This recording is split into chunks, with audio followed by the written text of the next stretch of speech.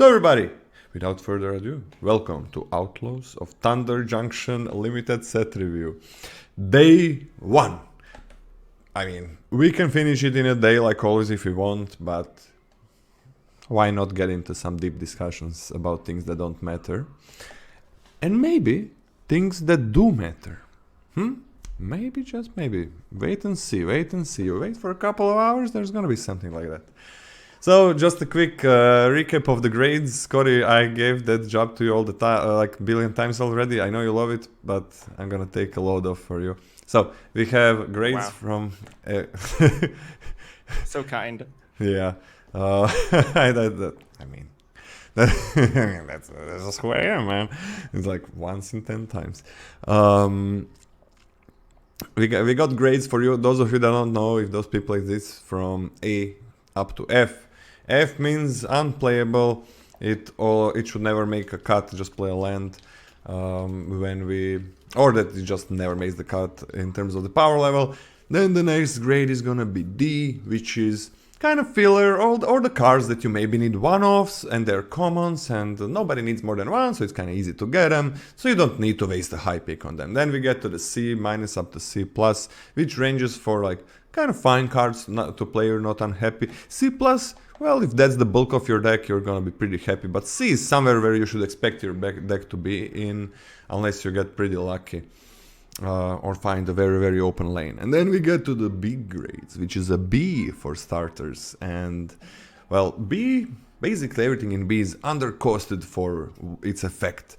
Overstated creature, for example, for the mana that you're using, or maybe a lot of 2-for-1s on the board are Bs, just because usually when you play a card, it's removing one creature or playing one creature. When you get like more than that for the mana cost, you're pretty happy. So Bs are like pretty high picks. And then the As are bombs. Anything in A range is bomb. We don't have S, A plus is our S. We have like a plus and a minus. And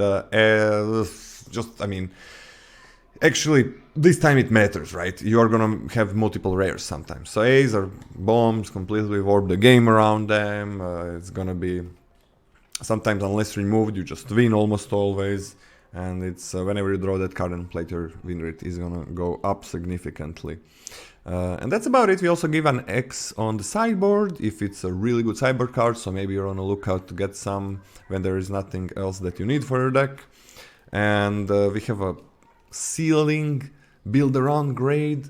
Those are cards that on their own are nothing special but can be a lot more in the right deck, so to just like kind of think about those a bit, give yourselves a little bit of discussion when you see a grade there. Texan, thank you so much for 36 months.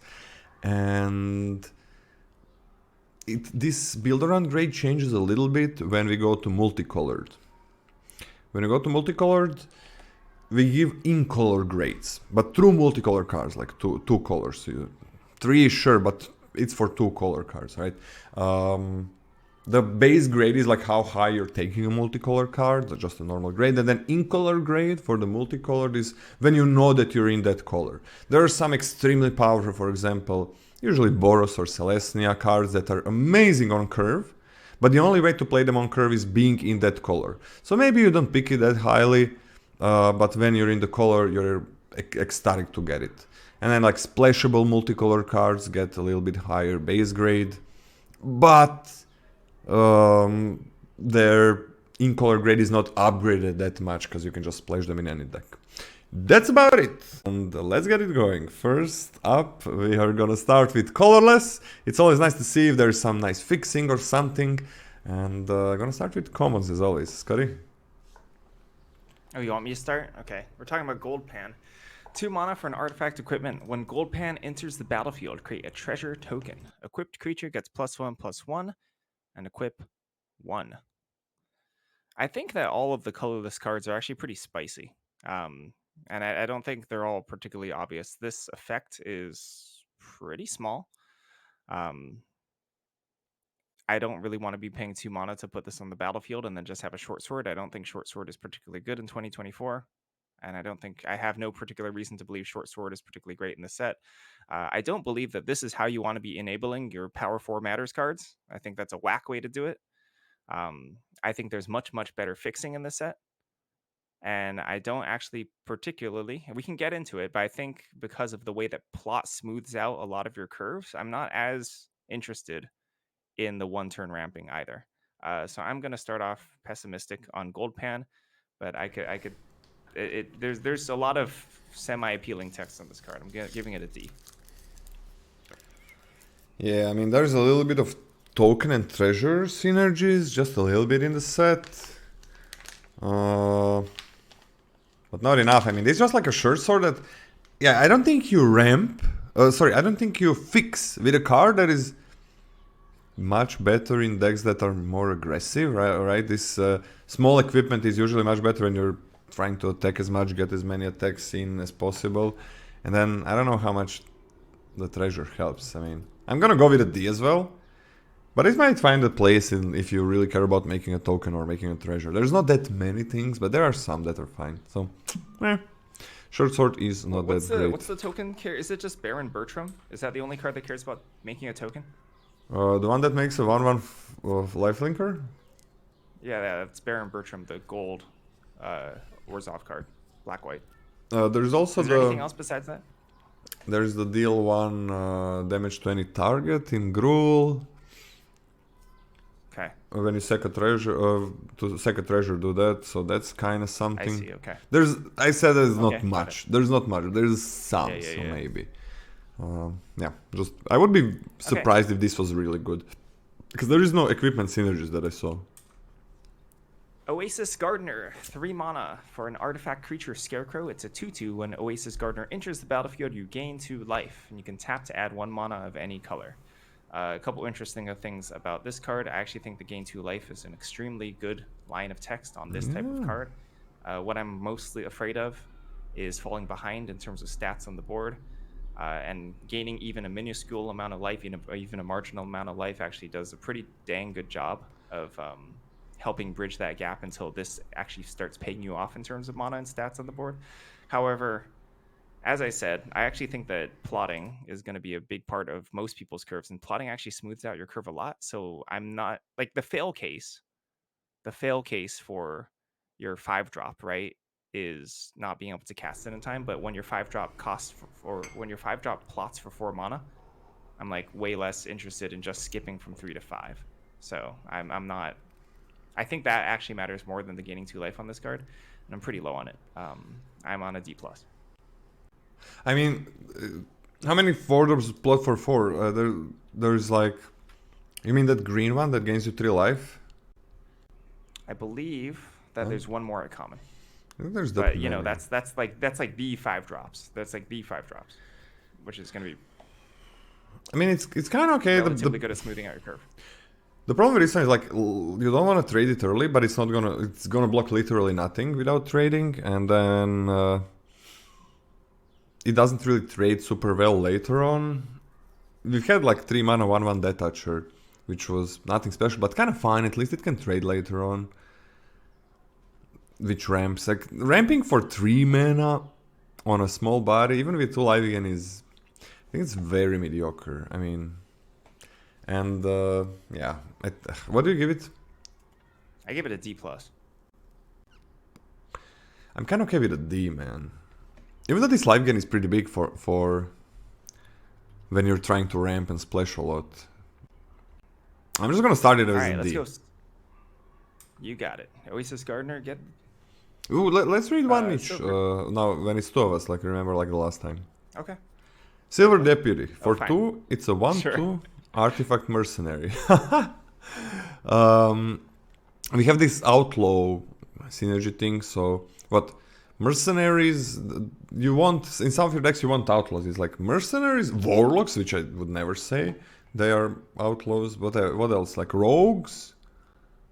And 2 other things, so that this is an Outlaw type.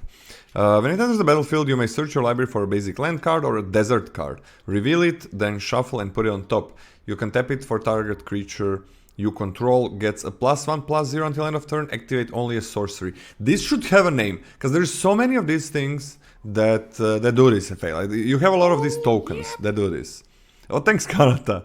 And tap, give +1/+0 to something. Well, this is a freaking 1/2. That's so bad. That is so bad. Then it taps, sure, it can help a little bit, but as a 2-drop, I don't know, everything reads pretty bad to me here, I guess, if you need some fixing. But then the problem of putting a land on top is, when you need the fixing, a lot of times you really don't want a land on top. For example, you get to like 6 mana, and you got a card that you want to splash there. And then you play this, you gotta wait 1 turn, plus your next draw is gonna be a land, which means now, okay, that card that you're splashing for better be worth it, because you didn't want your next draw to be a land. The nice thing is the deserts are kinda good, deal 1 damage and trigger any crimes that we are gonna have soon. We're gonna talk about them when they come. There's 50% that every pack is gonna have a desert. This time we have 14. I think we should mention these things a little bit about the set as we go on. It's gonna be a little bit different, the packs. It's gonna be 14 cards, not 13. One is gonna be a land slot. There's gonna be 50% chance for a basic land to be a desert, which is just a 2-colored land that deals 1 damage to something. To something, Jesus Christ, to the face of the opponent.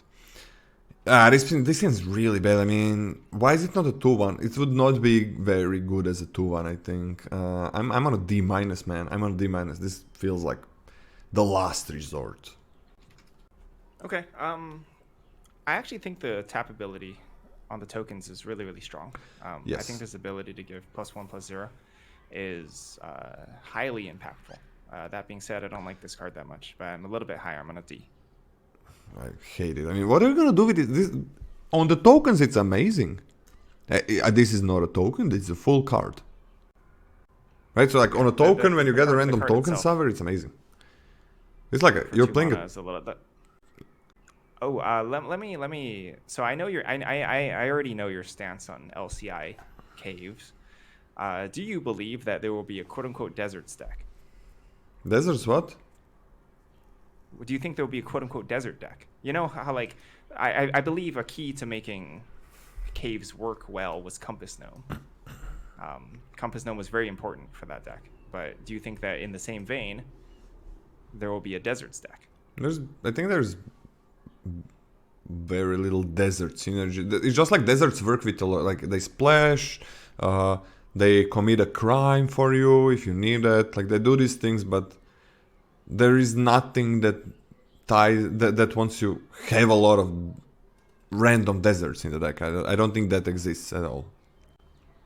Okay, because the desert synergies are very limited. Like unlike there's basically LCI, nothing. where there's a dream, there's not even a dream here. Really. No dream.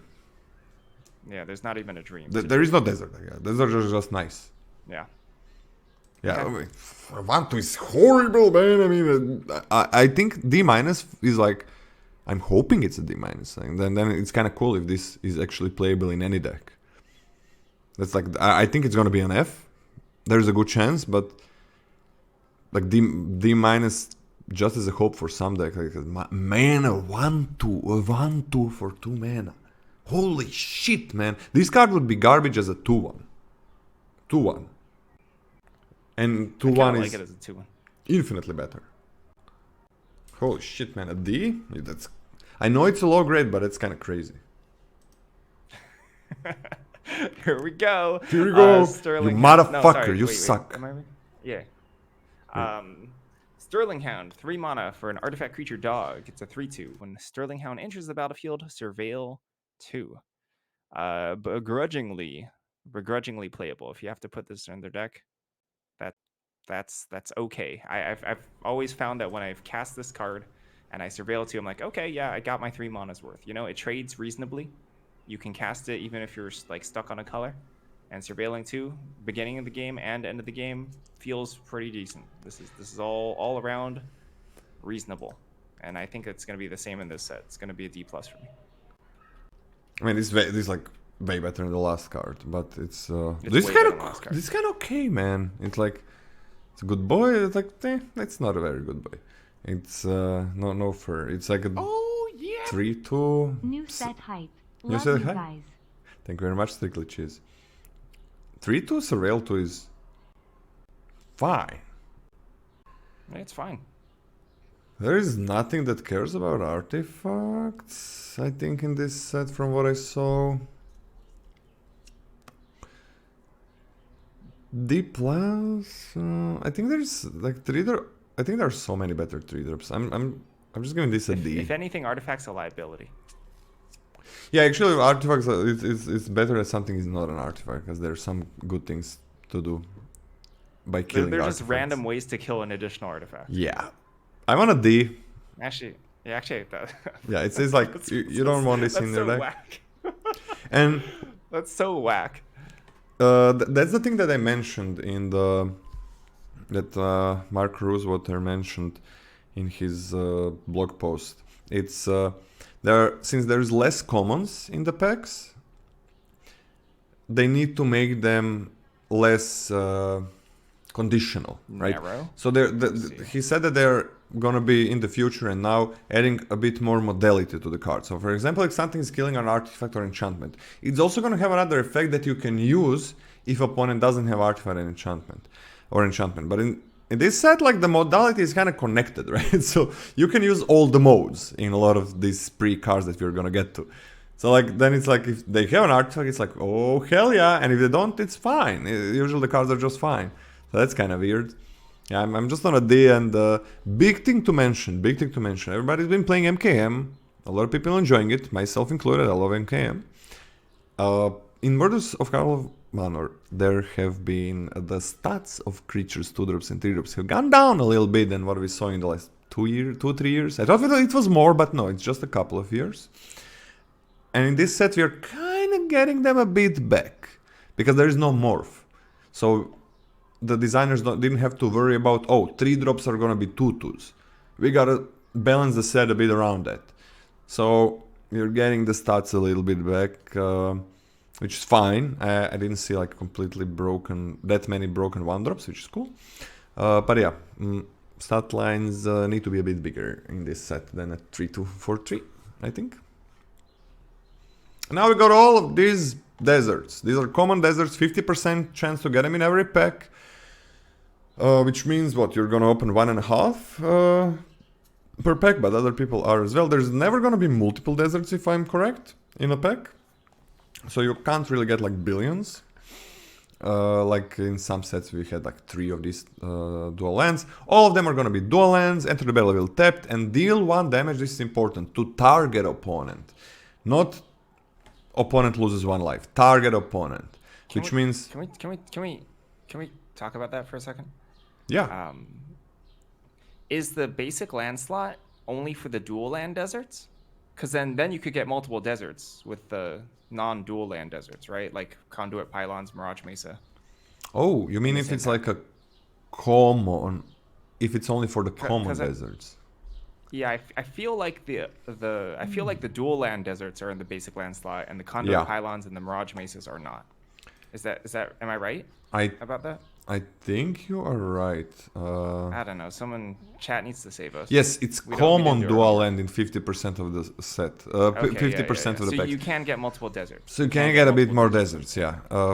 But these ones are kind of the ones in a lot of cases. This 1 damage to target opponent triggers the new mechanic, which is commit a crime, which means you just gotta target something. Your opponent, something they have, whatever, their library, whatever that's on their side. Kind of easy to understand. Everything that's there, that you cannot touch, get touchy-feely with. That's you gotta target something there, and it's gonna trigger a crime, which is really nice. And 1 damage is so much. It's much more powerful than 1 life. In a lot of cases. So these are pretty good. These in some decks you're like you're gonna want deserts that when you're not even splashing, I think. So I'm giving these a C on average, because it's gonna be wildly different where you want them. If you want crimes, you want them. If you want to splash, you want them. So there's like this extra thing where you want them, not just for splashing. I'm gonna get like a C- or a C. It's gonna go with like a C minus. I still think you're gonna be picking good cards over deserts a lot of times. So let's go average C minus. For all 10? Yes, for every desert. All right, I'm a C plus. I guess I'm a little bit. I guess I'm much hotter on these. You're going back. I'm okay speculating. You're going back to your I'm going roots back. where I'm you going back. give lands super Yeah. high grades and then change them in your head later, but not on the tier list. I think these ones are different. I'm ready. I'm ready to be hurt again. All right, you're on a C plus. ready. Okay, I wanted to give them C, but some decks are just not gonna care about them at all. Some decks you're gonna be super happy with them. So that's why I'm kind of averaging them out. Here they are. So I've got. Let's talk about something more important. Yeah. Which is, if you are in. Let me just ask you a question, a predictive question. Yeah. In your average archetypal blue-black deck, do you think you will run tap deserts that ping if it's only one of your colors? Look, like I have fucking said a minute ago that you're gonna be taking deserts even when you're not splashing for some of your decks. And you ask me this? You dare to ask me this shit, man? Are you very upset that we're on the same page? The answer is yes, yeah. For your Okay, question. all right, For well, I guess you'll only be happy with me when you hate when we're pulling each other's hair out, huh? yeah, I agree with you. That you're gonna be doing that. You're gonna be playing tap single color Yeah, deserts in black, blue black deck. red, and you're not splashing red at all. Okay, sure. I can go Does to a that change your C. grade? I can go to a C. Okay.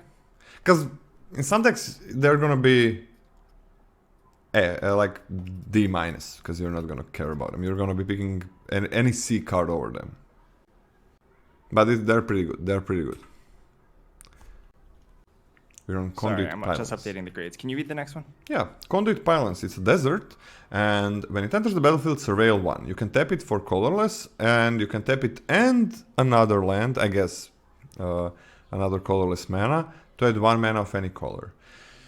No, this is not good. Making, nah. You get a land that's not in any color. And these are never good, man. Sometimes they're okay-ish, but never very, very good. It's paying 1 extra for anything is a lot. It makes it so much weaker, even as a splash or whatever. Like maybe I can see like a world where you're splashing some of the synergy cards that maybe cost 3 mana or something. Kinda is okay-ish there. Yeah, there's enough fixing. Like I'm just on a D minus for this one. Okay, so this is interesting. You know how I said that I wasn't actually joking when I said I've actually I was able to consume content for the first time in a while.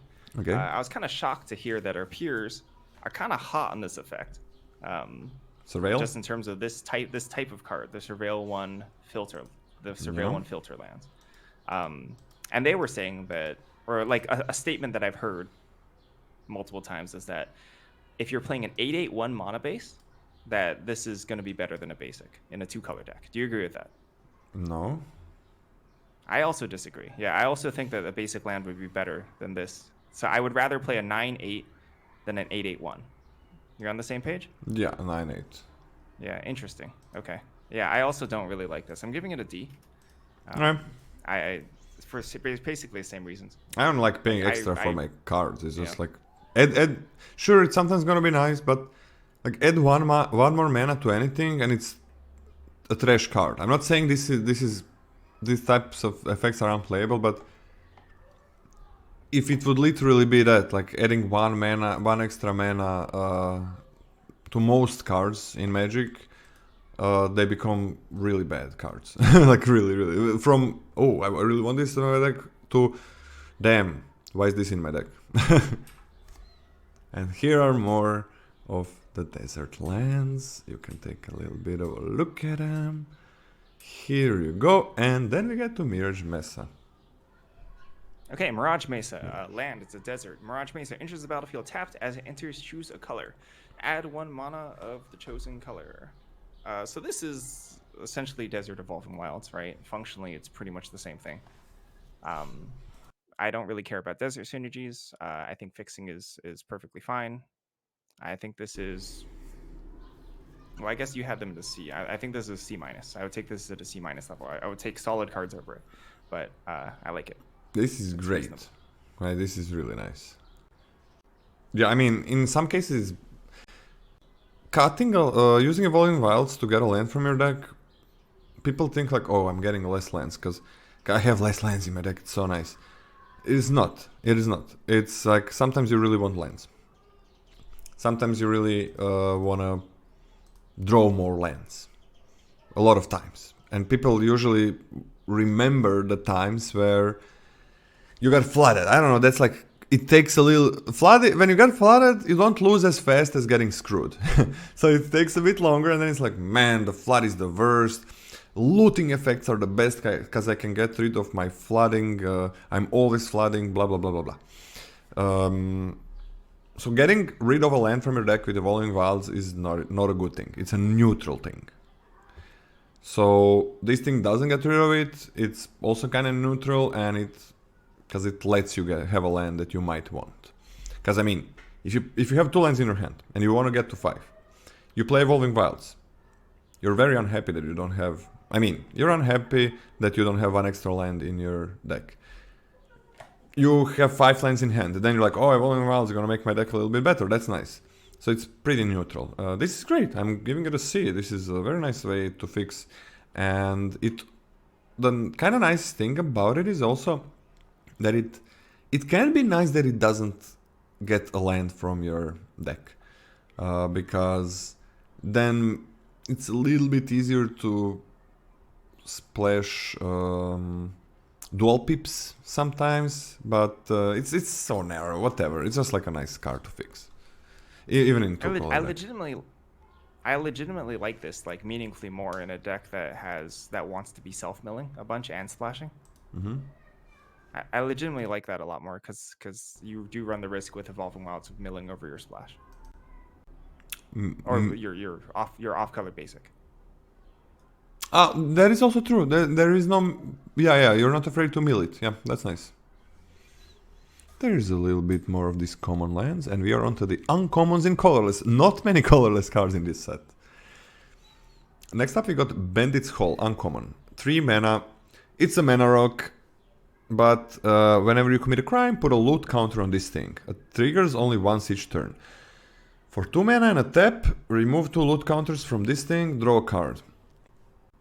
I don't know. 3 mana, I don't like 3 mana non-creatures that ramp you. I really dislike that. That has historically been really bad. Unless it has a crazy effect attached on it. That doesn't cost mana. Did you like the Celestis? Yes, I was thinking about that card, which has a beautiful effect on it. You don't have to spend any mana, right? On the effect on looting. This thing... Yeah, you don't have to. What if this didn't say commit a crime? What if you could always tap this for 2 mana and tap for a card? I think that card would be very good. I think it'll be okay. What happens? I think it'd be like a C+ card. I don't know about that. That's still like I really don't like this effect. You also need to, even if you commit a lot of crimes, I don't think it's very good.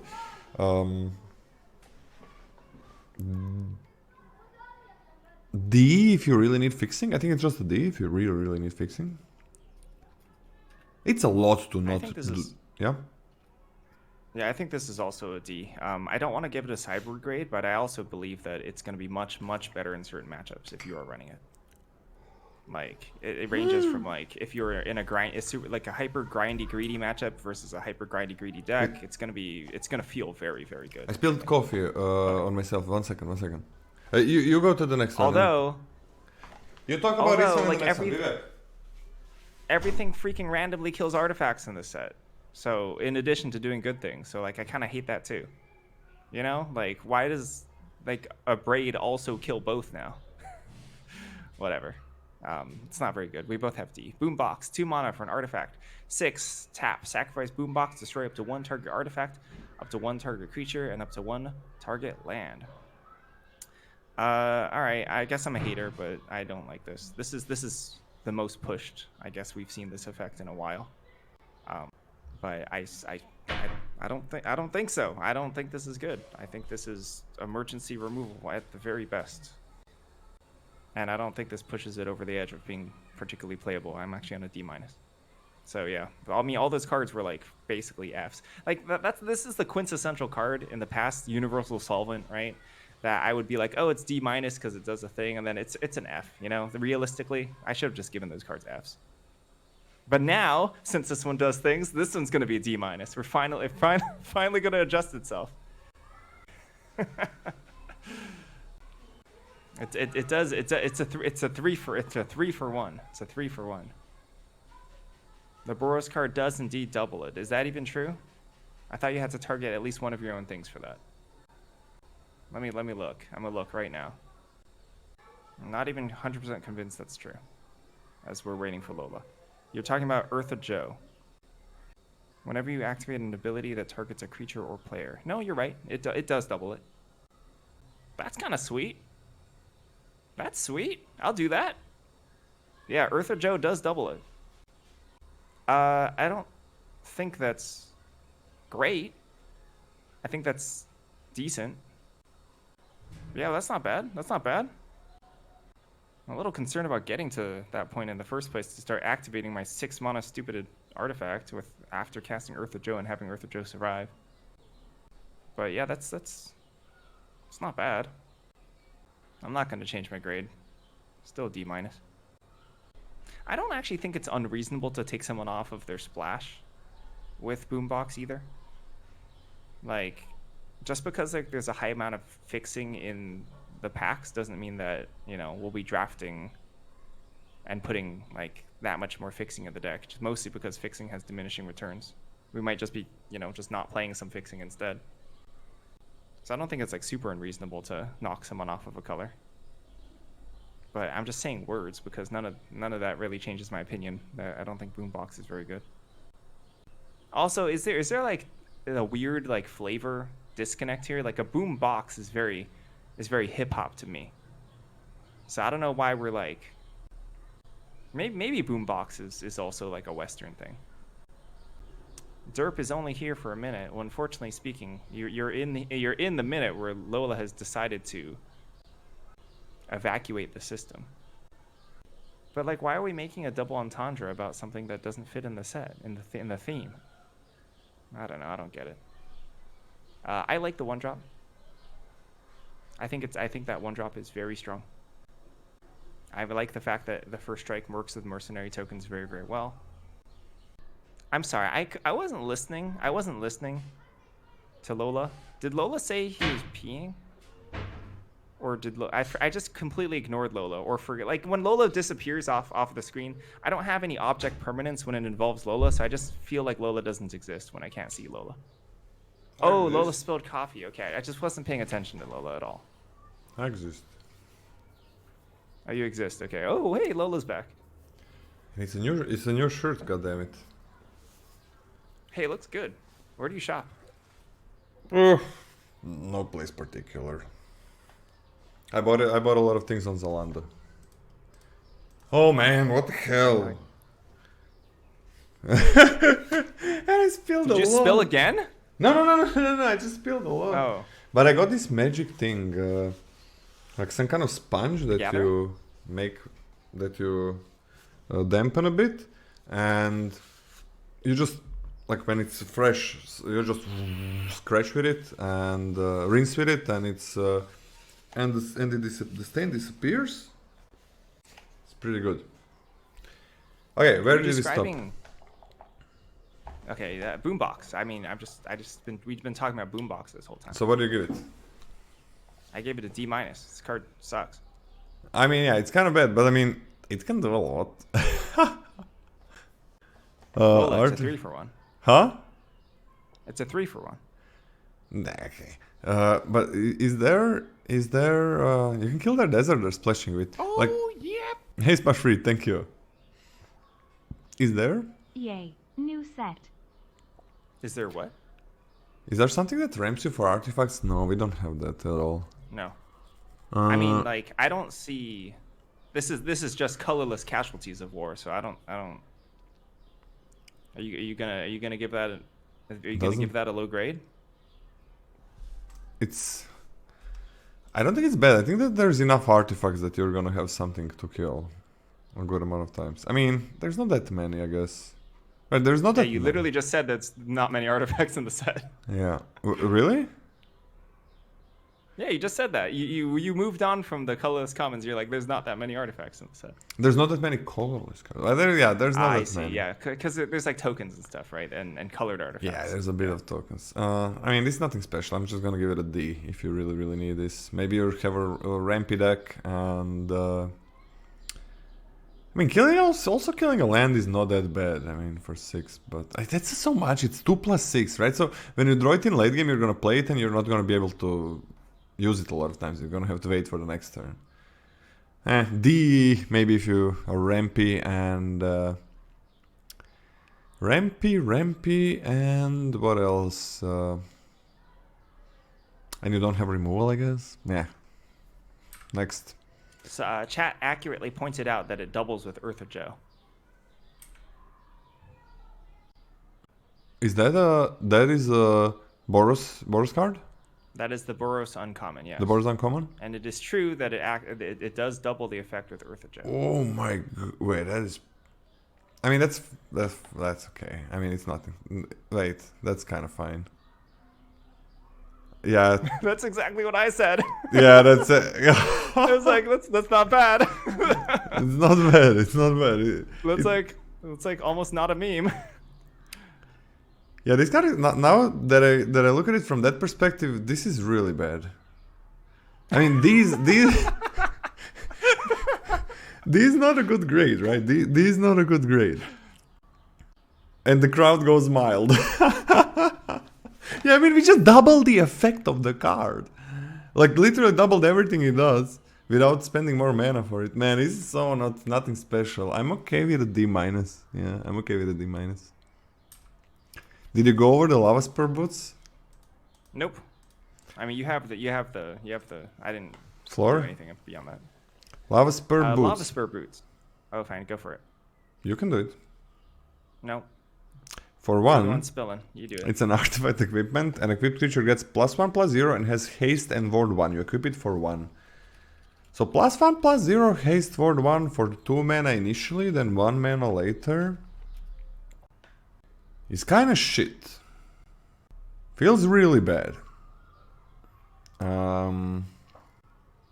Ward 1 not super relevant. Yeah, that's pretty bad. Like you're using a full card to give your things haste for paying for 1 extra mana. Haste 1 is really bad. It's really bad because this is nothing by its own. It is nothing, and it doesn't really make the creature bigger. Big things with haste is really bad because I mean big things cost a lot of mana, right? So you're not gonna get 1 extra to give them haste. Man, I don't like this. D-. Yeah, this caused a lot of discussion on social media. This some always people causes a kinda lot of hype about it. discussion. I think this card's also crap. I don't like it particularly at all. I think that the Crystal Slipper comparison was pretty good, except that set I think cared a lot more about that specific effect for a specific deck that I don't actually have much of belief in. The Warden helps. The Ward does help a decent amount. Ward 1 is not to be overlooked, but I don't think this will be usually worth a slot over another creature. There is plot. Any creature. There is The dog. plot. What is? Explain it for my tortoise brain. I mean, there's like plot, and then the creature enters the battlefield 1 turn later, so you can haste it, I guess. Instead of playing another card on curve. Yeah, It runs into the same issue. Yeah. This is a late game tool, but you don't need this effect in late game. Is the problem? When you're curving out, you don't want this effect, right? It's this kind of hinges on you having not having a good curve in your hand, and then kind of helping you out with that. But when you have a fine curve, it's really bad. I mean, this is just crap. Man, it's so bad. It doesn't help you anything on the defense. It's not that good offensively. One extra mana for... Because once you don't have haste, like this +1/+0 ward 1 is horrible effect. It's horrible. If the like shirt sword is broken, if that's good. But then, like, so you need haste. Man, I don't like it. Yeah, D-. What do you give it? D-. Yeah, next. We are on... Oh, wait, I'm looking at the wrong thing entirely. Luxurious Locomotive. 5 mana for an artifact vehicle. Whenever Luxurious Locomotive attacks, create a treasure token for each creature that crewed at this turn. Crew 1, activate only once each turn. It's a 6/5. A 5 mana 6/5 Crew 1. Crew 1 is good. It means it can get crewed by mercenary tokens. It can be crewed by literally anything. Except for things with 0 power, obviously. But the effect... Let's talk about the effect. So, well, actually, let's not get ahead of ourselves. Let's talk about a 5 mana 6/5 vehicle Crew 1. How good is that? I think that is extremely mediocre. That is whatever. Like, That's like another crap. creature. That is crap. Yeah. Not mediocre. That is crap. It's really. It is really whatever. bad. You need another creature in order for this to even do anything, right? And for that amount of stats, quite bad. How much do you care about treasures? And like, it helps you splash, quote unquote, after this loses summoning sickness and is able to attack, so like a turn later. It's expensive. It's 5 mana to even like help a unit. I don't care about this for splashing, right? I don't want this as a creature. I don't want this for splashing. Can you do something busted rampy wise? There's no inherent mana sinking mechanic in this set, like there is in like some other sets, like, you know, if there's like prototyping or something like that, you know, where you could like get paid off for dumping a lot of mana. Like, okay, so not Strive, what is it called? Spree technically does that, but it has a cap to it. So I don't care about like excess mana. I just care about hitting a threshold. I don't care about this. This is D-.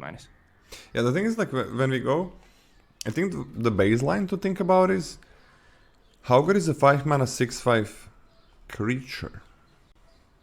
Just a creature, not a... That's a D-. Yeah, that's like pretty shit. It's yeah, I don't know, maybe better. It's like, it's pretty bad, right? 5 mana 6/5 is just a 6/5. It's pretty bad. Just a big body, one body, no text, right? It's probably a D. So Crew 1 it makes it infinitely worse because it can never do anything without other creatures. So this effect has to be really good. And the problem here is, for each creature that crewed this turn, maybe if you could use it on the blocks.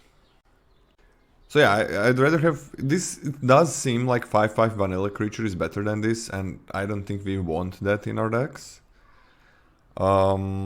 Yeah, that's a problem. That's a problem, right? Everything that I said makes this card problematic. So D-, I think. What do you give it? D-. Yeah, I don't think you can do many things in with treasures. I think probably gonna find some place, I guess, with those few cards that care about treasures. It's just Gold Rush, right? And I mean, if you're some ever artifact going, sacking. yeah, Oh, it's just something that sacks artifacts and then Gold Rush. Pretty sure. the thing about this is, you already hit 5. You don't really need the ramp, probably. You can get splashing is kind of fine. But then, like, are you gonna crew this with more than one creature? Like, then a lot of times that's gonna be really bad for your attacks. Like, you could attack so much better. So, no. It looks cool. It looks super cool, but 5 mana. If it costs less, then I'd be thinking a little bit more about it. Mobile Homestead. So for 2 you get a 3/3 vehicle.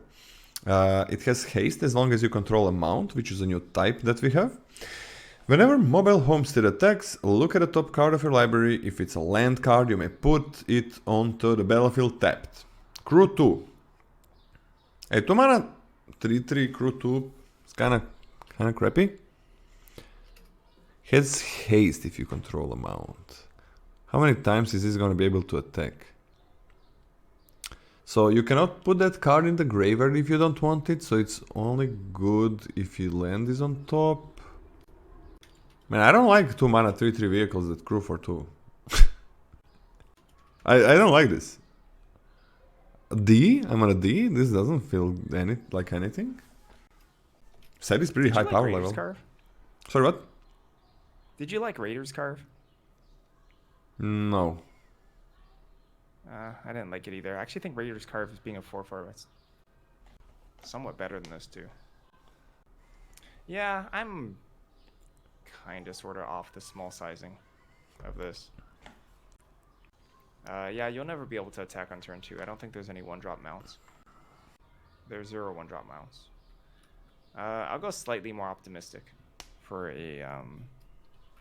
a D+, but I actually think losing a point of power and toughness is really bad. I think a 3/3 for vehicle for 2 mana is crap. I think the effect is fine. I actually really do like the second paragraph. Yeah. I think that's a pretty good effect. I think the sizing versus the cost and the crew cost is not good. It's so Not small. good. D+. And God forbid if you can't attack with it. And there's gonna be so many scenarios very quickly that you are not gonna be able to attack with it. Oh. Smooths out your draw. Yeah, if the lands are on top, it's pretty cool. Nah. Hope it's fine. I think we're both in agreement. It's a good effect. Like, it's a really good effect on a really bad body. Red Rock Sentinel, 3 mana for an artifact creature golem. It's a 2/4 with defender. 2 and tap, sacrifice a land, draw a card, and create a treasure token. I freaking love this card. I don't think it's actually that good though, but gosh, this is like, I'm just gonna sit here and do freaking nothing with my time and my life, and I'm gonna waste mine and my opponent's time. Getting a treasure off of the sacrificing a land is actually a big deal. Big deal. I actually think that's quite good. That's a big deal. Big deal. Yeah, to be able to first of all double spell. It's kind of like this only costs 1 mana to activate, which is actually really, really nice. You can also bank up those treasures and cast them in Glart, so it's not like... So there's always a tension. You have 8 lands, you have like something that you could spend 8 mana on in your deck, but you're flooding out, right? Do I sack lands? And then you draw your card that you could dump mana into and you feel bad about your life. But this, you actually avoid that completely, which I actually think is good. I think that's quite good. I am less into walls in this set. I think that the sheer fact that mercenary tokens exist mean that defensively statted wall type creatures are much, much worse, right? Because now all of a sudden, like, you have a 2/2 and your opponent has 2 mercenaries, or they have a 2/2 and they have 2 mercenaries. You can no longer block the 2/2 profitably. You have to trade, right? I think that's a situation that will pop up pretty often, which is why I think big butts are meaningfully worse in this set. Yeah. But this is like D+ for me. I'm not D+. I'm kind of cool with this. I don't want to give it a higher grade exactly for that reason. Like, mercenaries give +1/+0 a good amount of times. And it's a wall. Like, defender is really bad stat line. The reward, that's a really good effect, but not for a wall that can never attack. I'm on a D, actually. I like this card a lot. I mean, I I'm a love big the fan. effect, but the 2/4 Yeah. defender is what hurts me so hard. It is... It hurts you so hard. It hurts me so hard, man. It hurts. It hurts. Yeah, it's like a rock with razor sharp edges, and yeah, 2/4 defender. Like, you can never take over, even if you're just grindy as like you can never take over. You can never attack with it. That's such a problem. Not, I think people forget how big of a problem is if your 2-drops and 3-drops cannot attack. Like, because sometimes some good amount of times you just win a game by attacking because opponent is struggling a little bit. That's like, I don't know, 20% of the games. You just play your curve attack, and even if you're slow deck, you win. Maybe 15%? Probably 10%. That's a lot. And when you have this on you play it, you're never doing that. You're never winning that early game. I'm on a D. I'm not even on a D+. Effect, amazing. Body, really bad. And yeah, we've seen this a bit now with this colorless card. So yeah, no. Why so weak? Just because colorless? Nah.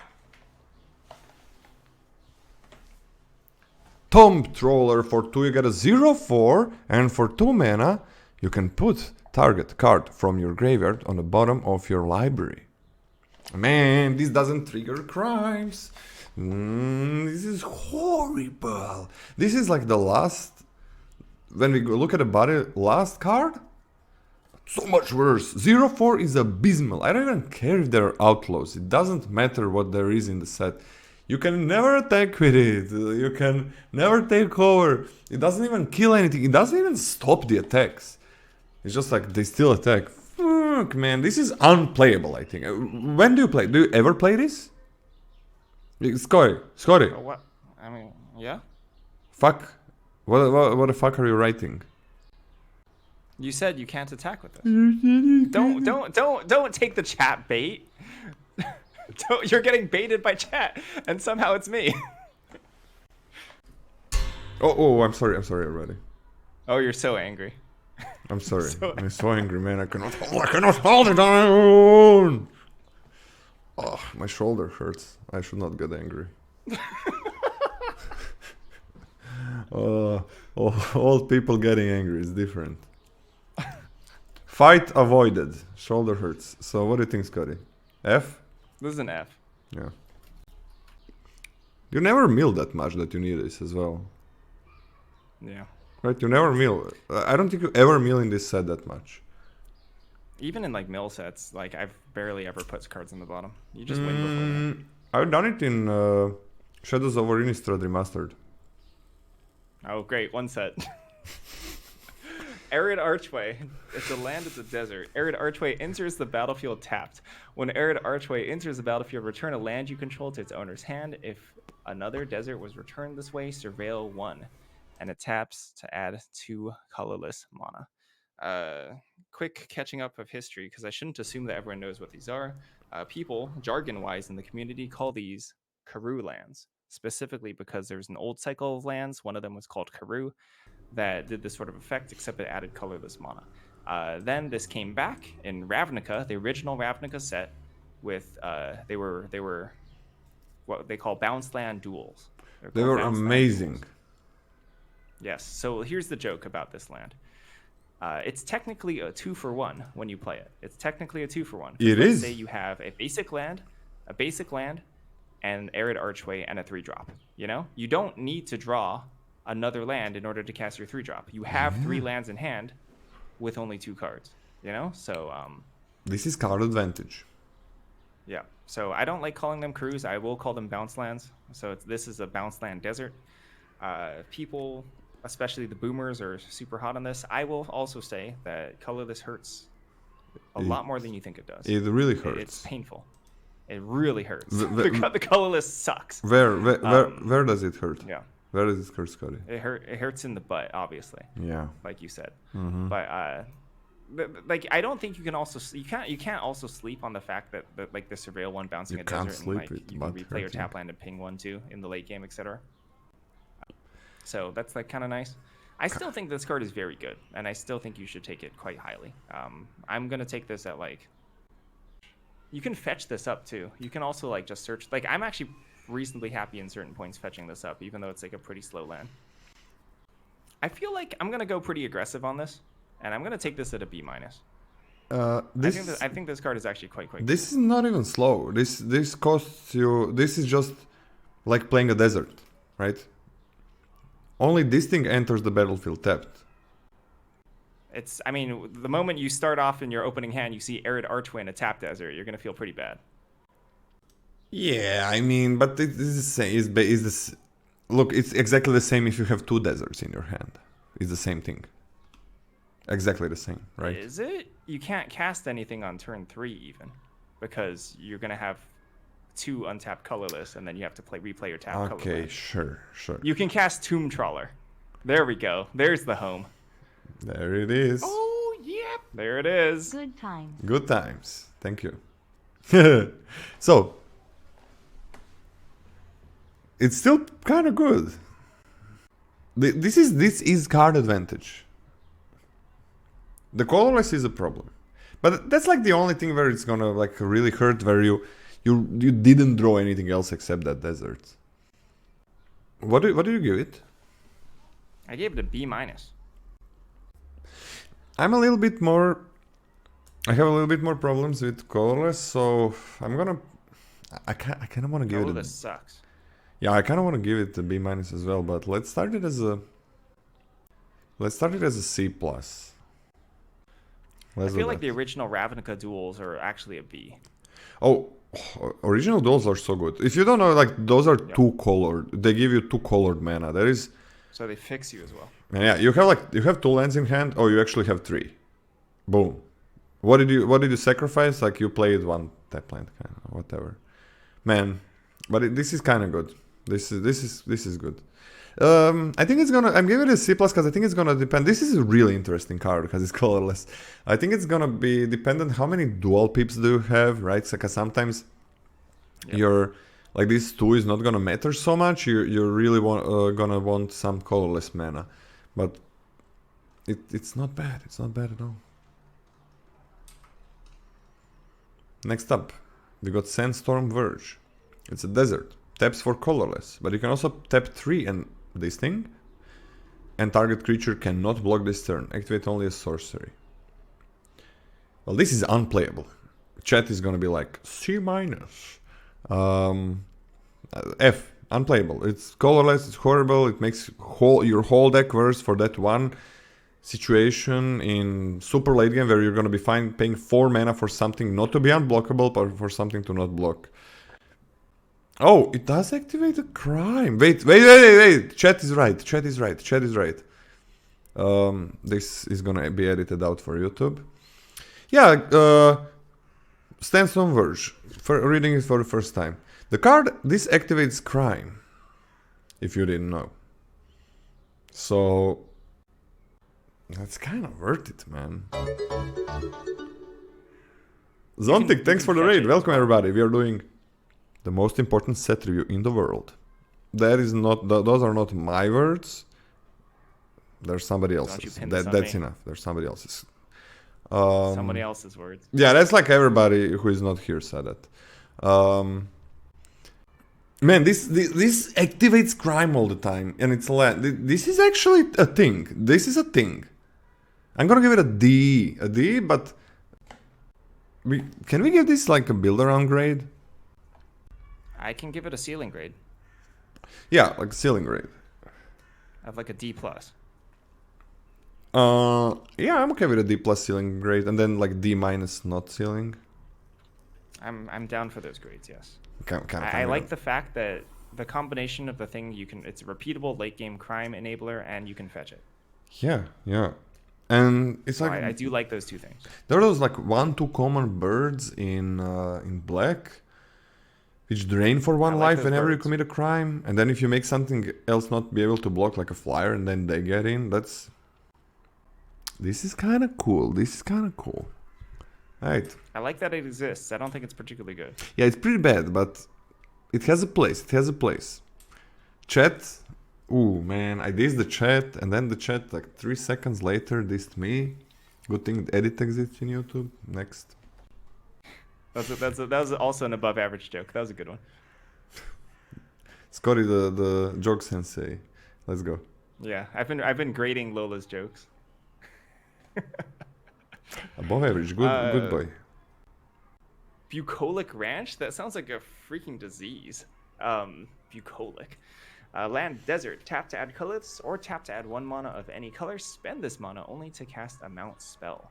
3 and tap to look at the top card of your library. If it's a mount card, you may reveal it and put it into your hand. If you don't put it into your hand, you may put it on the bottom of your library. Green-white is the color of mounts. You need an absurd amount of mounting in order to actually have this as a reliable fixer. I'm talking like 9, 10 plus mounts in order for me to be I'm talking 20 this plus. can help me fix my mono. For me, it's 20 plus. 20 or more. You can't. You're saying it's impossible. Yeah. 20 plus? Okay. All right. So you're saying that'll never happen. Yeah. And I'm not particularly interested in 3 mana, 4 mana, Surveil 1. No. I'm not particularly. I guess, so it's not even Surveil. It's Scry. It's a Scry. I think this card is very bad. I think this is D minus. I think it's an F. It's just unplayable. It's colorless. The 4 mana is bleh.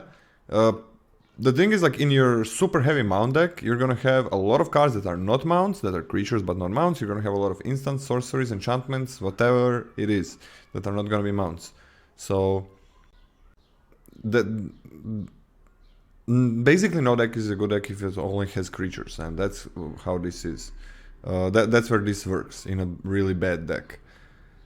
Because you really want to cast the rest of your deck, like just play a plains or a forest. Goodbye, F. I don't think this is playable. You're on to the rares. Blooming Marsh and everything else are lands, which are dual lands, and they enter the battlefield tapped unless you control 2 or fewer lands. Sure. Worse than in limited, worse than a desert, like in most decks. So just like a D plus, when you need it, you take it. Okay, I'm on C minus. Yeah, you're back. Last year list, you kind of... No. I used to give these C pluses, okay? I'm healing. Oh, you're healing. Relax. Okay. There we go. It's not that bad. It's not that bad. Did you say that? Yeah. It's not that bad. It's okay. It's not that bad. Chat, I can stop anytime I want. Are you okay with a C minus, chat? Can Scotty give it a C minus on his tier list? On my tier list, you give it a C minus to a fucking dual land? Hey. Hilarious. PG. So we are done with colorless. Bam, in a second. Next up, uncommons. Only the multicolor cards are only uncommons and rares and mythics. There's no commons anymore on multi.